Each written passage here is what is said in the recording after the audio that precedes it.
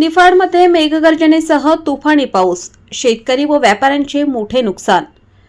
अचानक बदललेल्या हवामानामुळे जनजीवन विस्कळीत, विजांच्या कडकडाटाने नागरिकांमध्ये भीती।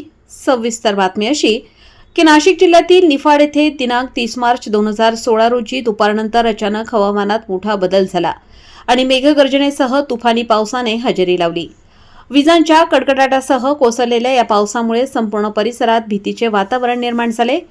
अचानक आलेल्या मुसळधार पावसामुळे शेतकऱ्यांचे मोठे नुकसान झाले असून काढणीसाठी तयार असलेली पिके भिजून खराब झाली आहेत। द्राक्ष, कांदा व इतर पिकांना मोठा फटका बसल्याचे शेतकऱ्यांनी सांगितले।